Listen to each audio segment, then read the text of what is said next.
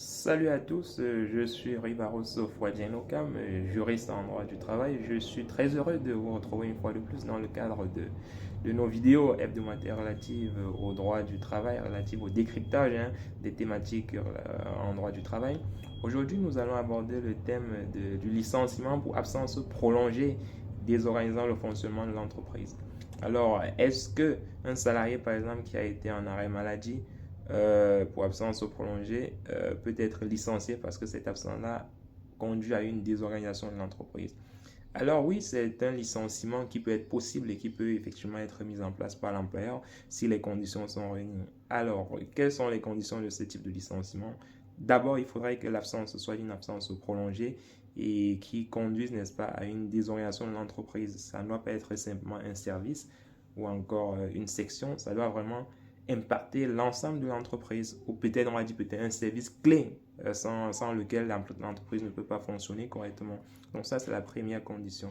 La deuxième condition, il faudrait que cette absence-là pousse l'employeur à remplacer définitivement le salarié de son poste de travail.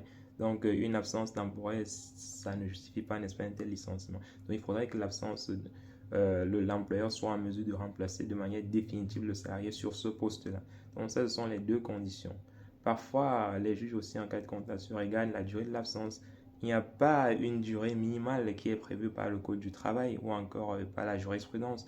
Mais généralement, on estime que les absences de longue durée, par exemple de 6 mois, à partir de 6 mois, par exemple, peuvent être considérées comme des absences prolongées. Mais une fois de plus, c'est au cas par cas, il n'y a pas de durée minimale.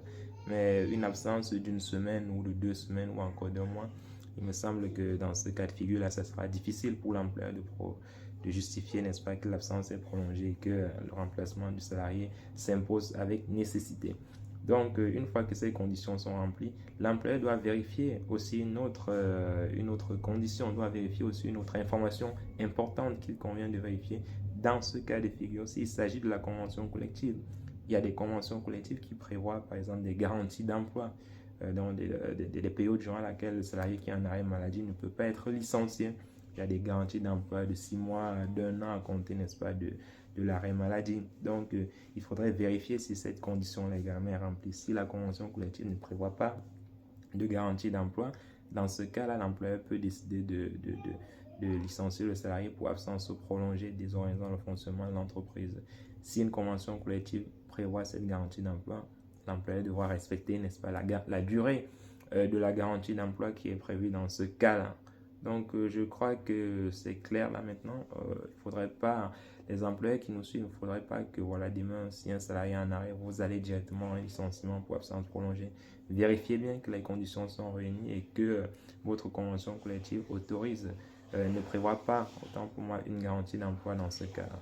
Alors, comme toujours les amis, comme d'habitude, je crois que c'est clair pour vous. N'hésitez pas à partager, à commenter et à vous abonner parce qu'on a besoin que vous vous abonnez pour que nous puissions avoir une bonne visibilité pour davantage faire de vidéos, n'est-ce pas, qui vous intéressent en droit du travail. Allez, bonne journée et bon week-end à tous. On est ensemble.